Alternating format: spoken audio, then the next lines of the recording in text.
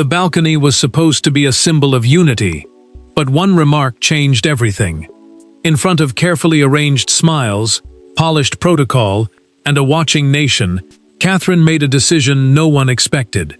She removed Prince George from the royal balcony after Camilla made a disrespectful remark that crossed a private family line. It was not a pause. It was not confusion. It was a mother drawing the boundary the palace never dared to draw. Before we go deeper into what this really means for the royal family, make sure to subscribe so you don't miss a single update. Catherine stood close enough to George to feel the change in him before anyone else fully understood it.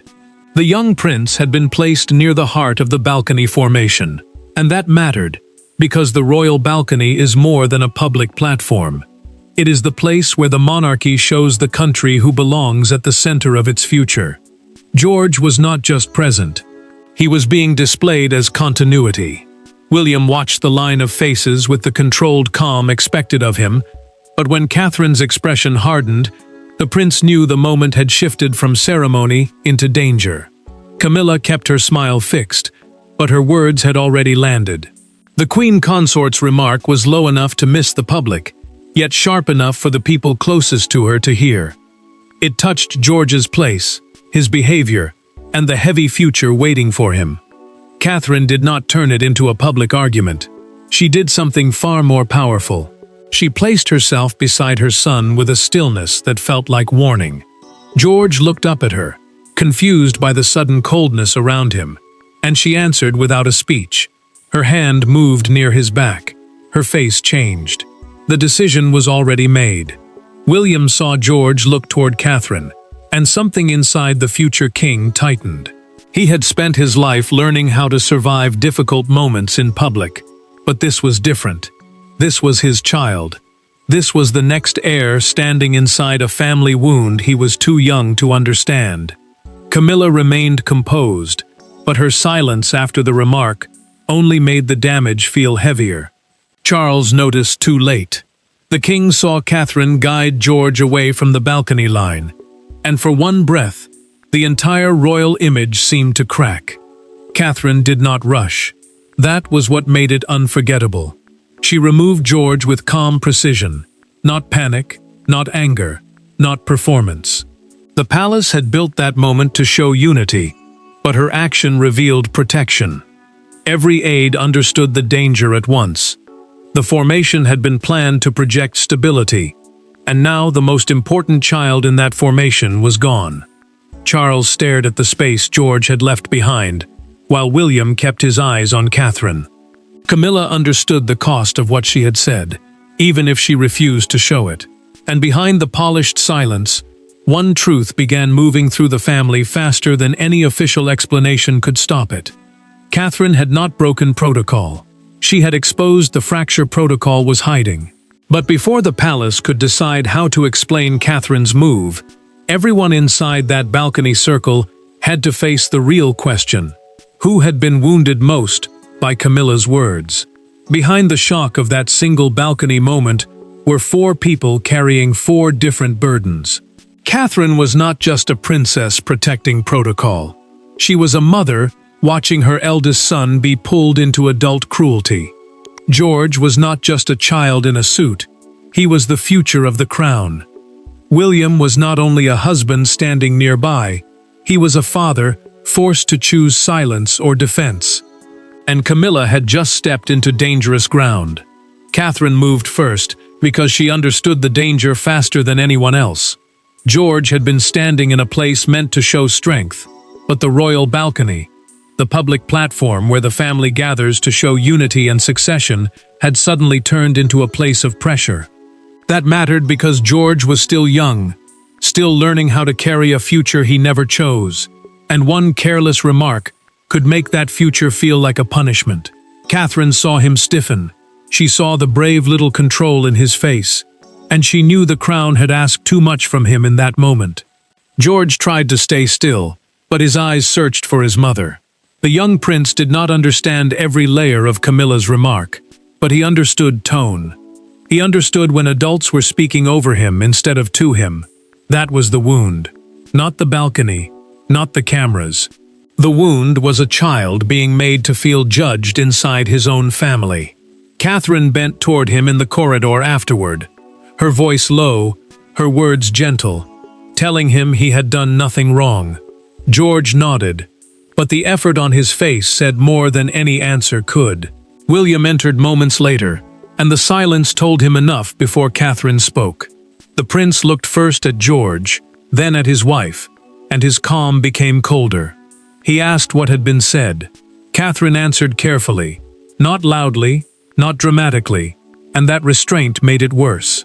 William understood then that this had not been a mother overreacting. This was a mother refusing to let her son become a target for palace pride. He had spent years learning control, but fatherhood pushed against every old rule inside him. Camilla remained with Charles, and for the first time that day, the queen consort seemed to understand that her place had shifted. She had not simply irritated Catherine. She had touched royal continuity, the line of future kings and queens that keeps the monarchy alive, and she had done it through a child. Charles watched her closely, because he knew William would not forget this. The king also knew Catherine's silence on the balcony had not protected Camilla.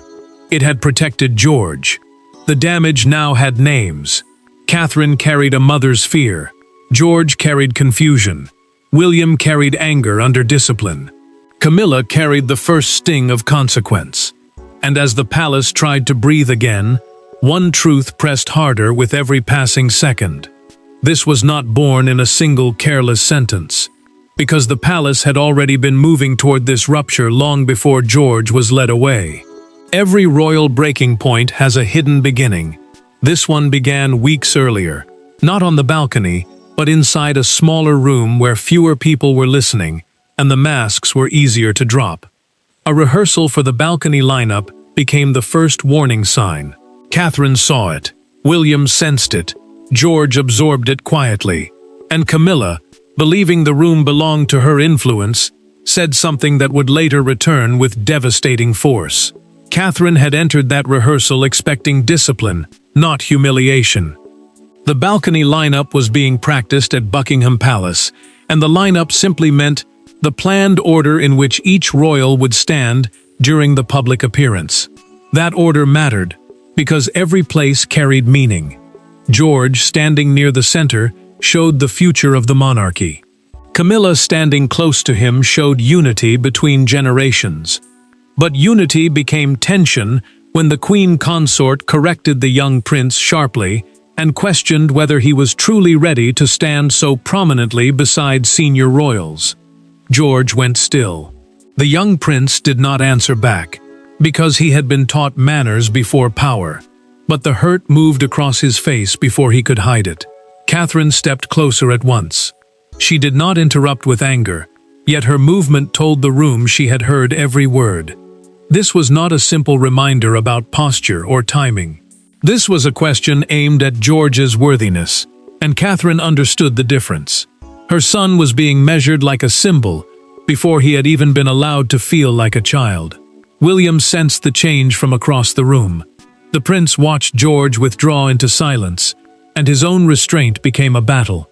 He knew a public challenge would create a larger storm, so he chose control, believing a private warning to Charles might stop the pressure before it became open conflict. Later, when George quietly asked whether he had done something wrong, William felt the question hit harder than any insult. The future king had heard criticism all his life, but hearing his son ask for blame was different. It was personal. It was painful. Camilla mistook that restraint for permission. The queen consort saw no open confrontation, no dramatic objection, no immediate correction from Charles, and that silence strengthened her confidence.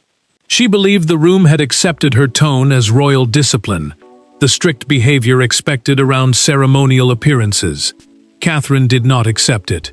She stored the moment away with cold clarity. If George was spoken to that way again, she would not wait for approval, not from aides, not from Charles, not from the machinery of the palace.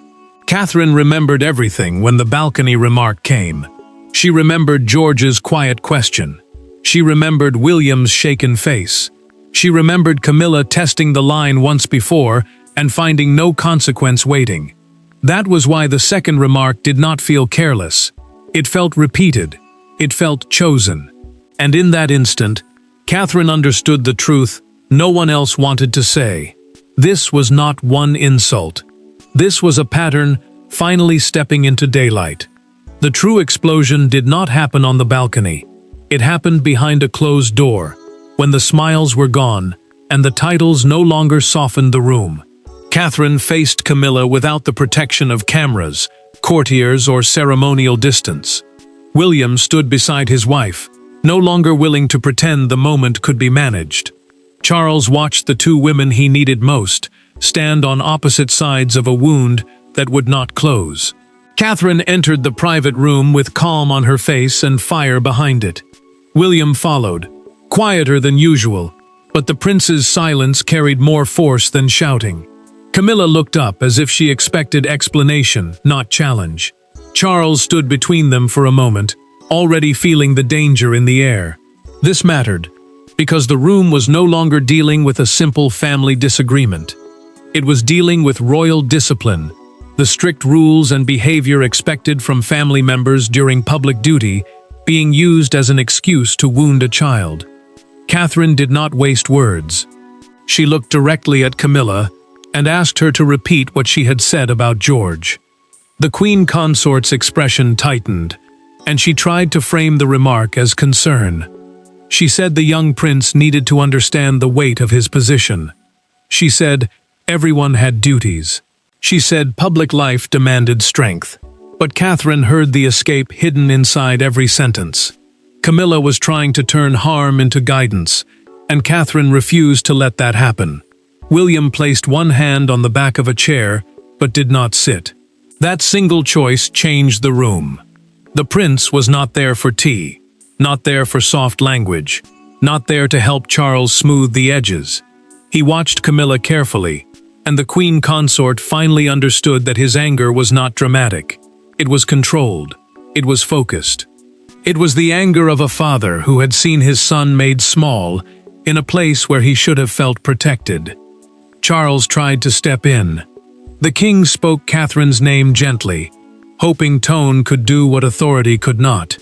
But she did not move back. She told Camilla that George was not a tool for palace hierarchy. He was not a symbol to be sharpened by adult pride. He was a child, and he deserved dignity before duty. The words landed hard because they named the wound. The monarchy could teach George discipline one day, but it could not crush him early and call it preparation. Camilla stared at Catherine as if the firmness itself had shocked her. The queen consort had expected anger she could dismiss, emotion she could survive, maybe even an apology wrapped in protocol. Instead, Catherine demanded recognition of a boundary. Charles saw it. William saw it. And the room changed because everyone knew the old way had failed. Catherine left first, not defeated, not softened, not waiting for permission. William stayed one breath longer. He looked at Charles and told the king that the balcony decision was only the beginning if George was not protected. And once the prince spoke those words, the issue stopped being a family argument and became a question of power inside the monarchy itself. The palace could survive gossip. It could survive awkward footage. It could even survive a public formation that suddenly changed. But it could not easily survive a fight over George, because George represented the future everyone claimed to protect. Catherine's decision forced a brutal question into the open. Who had the right to shape the next king's public life, the old guard around Camilla, or the parents standing between him and the crown? William knew the answer before any advisor dared say it. George was his son first, and an heir second. The line of succession, the order that decides who will one day inherit the throne, made the young prince important to the monarchy. But fatherhood made him sacred to William. That was why the prince refused to let this become a quiet palace correction. George's future could not be shaped by people competing for influence around him. Catherine had acted because the institution hesitated. and her courage had exposed exactly where control truly belonged. Catherine's influence grew in that silence. She had not waited for a committee, a statement, or a soft warning from behind closed doors.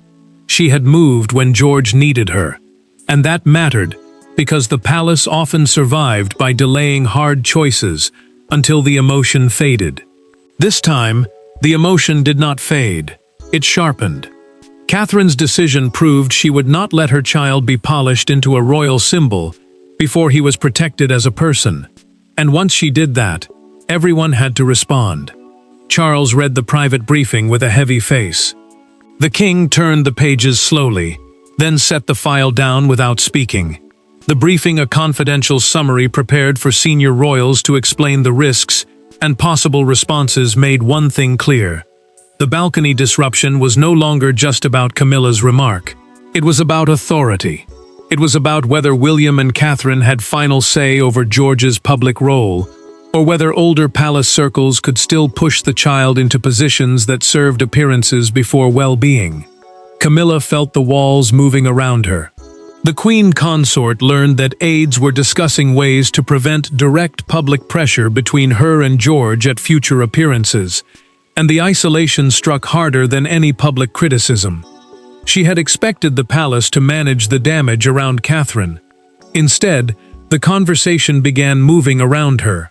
A senior courtier warned Charles that the public would not forgive any impression that George had been humiliated or treated like a pawn in an adult power game. William made his position plain. The prince insisted that George's balcony appearances must now be approved through him and Catherine, not shaped by competing household preferences or quiet pressure from Camilla's side. That demand changed everything. Catherine's protective move had forced the palace to admit what it hated admitting. The Wales family could not be managed like ceremonial furniture. George was not there to complete a picture. He was there as a child, carrying a future too heavy for careless words. The power shifted without a speech. Charles felt it. Camilla feared it. William claimed it. Catherine had triggered it with one calm decision. But power shifts always leave bruises, and by the next morning, the first consequences were already spreading through the royal household. By morning, the palace was no longer discussing whether Catherine had overreacted. It was discussing how much damage had already been done. The balcony footage had been replayed, slowed down, studied, and whispered over. George's absence from the final formation became the image no one could explain away. Camilla was angry. Catherine was unshaken. William was colder than anyone expected. And Charles was left holding a family crisis with no easy script. Aides moved quickly because silence was becoming dangerous. They began revising the official explanation, trying to call George's exit a private family matter without admitting that Camilla's remark had caused it. The official explanation mattered, because palace statements are not casual notes. They are controlled public messages, meant to protect the monarchy from confusion and panic. But this time, every soft phrase felt false. George had not simply stepped away. Catherine had removed him. And everyone close to the crisis knew why. Catherine refused to approve a line that made George look weak, ill, or responsible. She understood what even one careless sentence could do to a child already under public pressure. If the palace suggested George had struggled, people would study him harder next time. If it suggested he needed managing, the burden would fall on him instead of the adults who failed him. Catherine would not allow that. She had protected him on the balcony, and now she was protecting him from the explanation afterward. Camilla reacted with open frustration during the morning briefing. The queen consort pushed back against the idea that her words had caused the crisis, insisting the matter had been inflated by emotion. Charles watched her closely, and the king understood the danger in that response. Denial would not calm William. It would not soften Catherine. It would only deepen the wound, because the issue was no longer pride. It was George.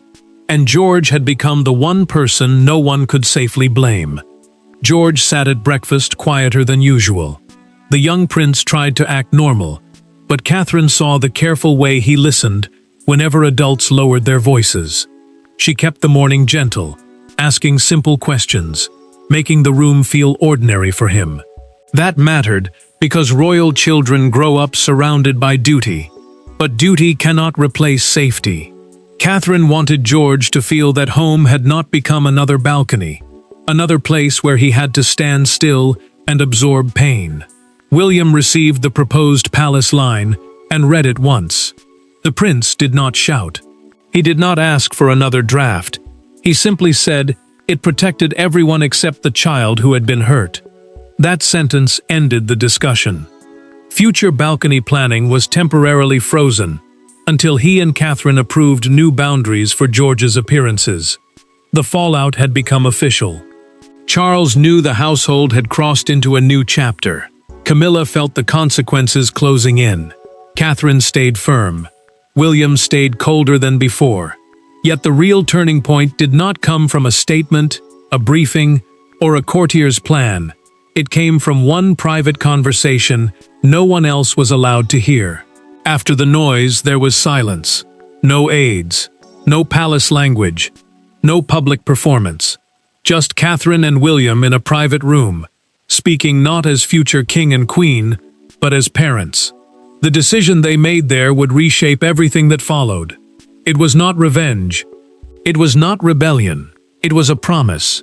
George would serve the crown one day, but the crown would not be allowed to consume him before he understood its weight. Catherine held herself together until the door closed. Then the strength became something quieter, heavier, more human. She told William that George must never feel his value depends on pleasing adults fighting for position around him. The crown, the monarchy itself, passed through generations and carried by heirs, mattered because it gave the family purpose, but it could not be allowed to swallow a child whole. Catherine knew George would one day carry duty, but she refused to let him carry shame before he was old enough to name it. William listened without interrupting. The prince had seen pain on George's face, and now the memory would not leave him. He admitted that he should have stepped forward sooner on the balcony. He had trusted silence, because silence was what royal life had trained into him. Smile, wait, absorb, move on. But fatherhood had broken that old lesson apart. George was not a headline to manage. He was their son. And William knew the palace had come too close to teaching him that love came second to performance. Catherine placed George's small tie on a chair after helping him change, and the tiny gesture stopped them both. That tie had been chosen for a public moment, but now it looked like evidence of how much weight had been placed on a boy's shoulders.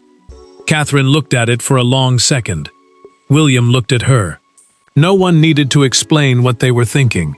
The success of the balcony had been planned for the monarchy, but the suffering afterward belonged to their child. William made the decision then. Every future public appearance involving George would be guided by emotional readiness, not just royal expectation. Public appearance meant any formal moment where a royal is seen by the nation as part of duty. And those moments mattered because they shaped how the world saw the next generation.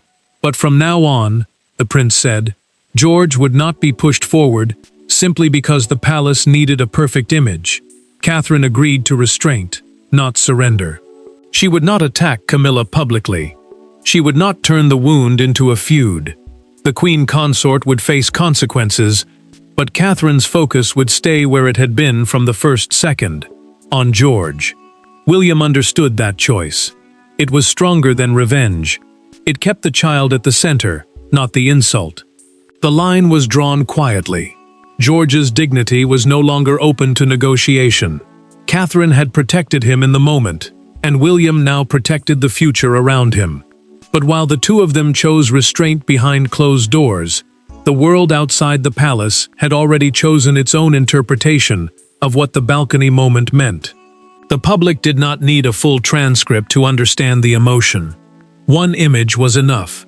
Catherine's hand near George's back, William's tightened expression, Camilla's frozen posture, Charles looking caught between duty and family.